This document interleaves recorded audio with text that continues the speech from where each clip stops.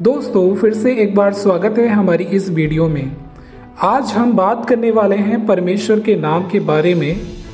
परमेश्वर का व्यक्तिगत नाम है यहोवा और ये नाम दुनिया का सबसे खूबसूरत नाम है जिसे इब्रानी के 4 लेटर से डिनोट किया जाता है। ये नाम पुराने नियम में लगभग 7000 बार देखा जा सकता है। पुराना नियम के नबियों ने जब कभी इज़राइल की संतान को यदि कोई पैगाम दिया तो इसी नाम से दिया।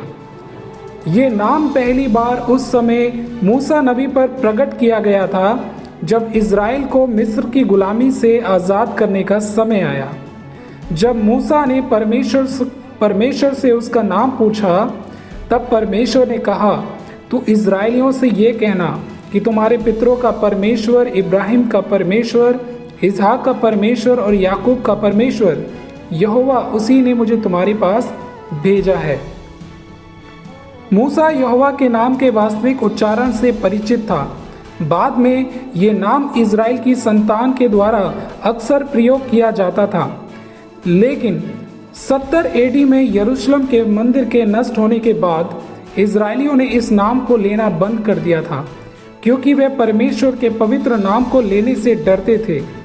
क्योंकि परमेश्वर की 10 आज्ञाओं में से एक आज्ञा ये कहती है कि तू अपने परमेश्वर के नाम को व्यर्थ ना लेना। और बाद में यहूदियों ने यहोवा नाम के स्थान पर उन्होंने अदोनाई नाम दे दिया। अदोनाई का मतलब होता है मेरे प्रभु। आज भी जब तौरा पढ़ा जाता है तो वे यहोवा नाम को ना पढ़कर उसके स्थान पर अदोनाई पढ़ते हैं। आज कोई नहीं जानता कि इस नाम का वास्तविक उच्चारण क्या था। इस पर लोगों के अलग अलग विचार हैं। कोई यहोवा कहना पसंद करता है, कोई यहवा तो कोई यहवे।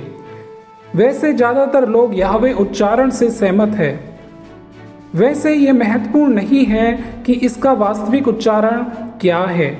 महत्वपूर्ण ये है कि इस नाम में ऐसा क्या है जो परमेश्वर हमें बताना चाहता है।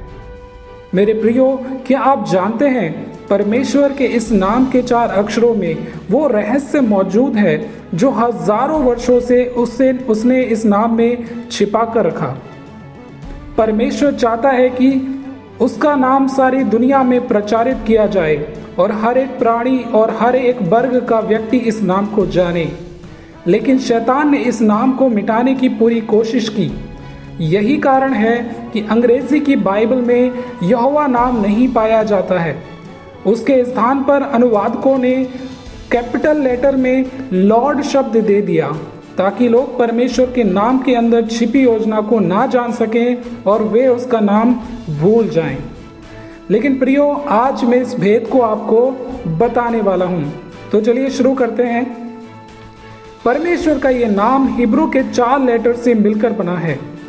योद है, वाव है। याद रखें, इब्रानी को दाएं से बाएं पढ़ा और लिखा जाता है और अंग्रेजी में इसे YHWH से डिनोट करते हैं। अब देखिए, इब्रानी के अक्षर मॉडर्न हिब्रू में हैं, लेकिन मैं आपको बताना चाहता हूं कि एंशिएंट हिब्रू की लेखन शैली मॉडर्न हिब्रू से अलग थी और वो पिक्टोग्राफ पर आधारित थी, क्योंकि उसमें लिखित प्रत्येक लेटर का एक पिक्चर या एक सिंबल होता था। जैसा कि आप स्क्रीन पर देख सकते हैं, पहला लेटर को योद कहा जाता है जो हिब्रू अल्फ़ाबेट का सबसे पहला अक्षर है। प्राचीन पेलियो हिब्रू के अनुसार इसका सिंबल है हैंड, यानी कि हाथ। दूसरा लेटर को हे कहा जाता है जिसका पिक्टोग्राफ सिंबल कुछ इस प्रकार से है जैसे कि एक व्यक्ति कुछ देख रहा है, यानी कि विहोल्ड। ये अक्षर इस नाम में 2 बार आया है। और तीसरा जो लेटर है वो है वाव, जिसका सिंबल एंशिएंट पिक्टोग्राफ हिब्रू में नेल होता है, यानी कि एक कील। अब जब आप इसे दाएं से बाएं पढ़ते हैं क्रमानुसार तो आपको एक मैसेज मिलता है और वो मैसेज है hand behold, nail behold. Hindi में ये इस प्रकार से होगा, हाथ को देखो, कील को देखो।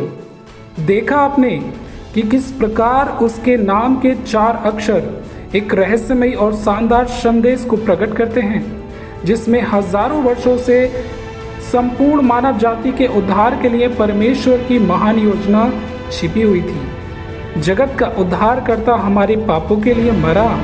उसके हाथों को देखो और उसके कील को देखो।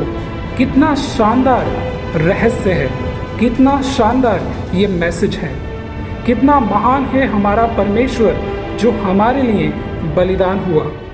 गौर करें, मसीह के मर के जी उठने के बाद मसीह जब चेलों पर प्रकट होता है तो वहां पर थोमा मौजूद नहीं है।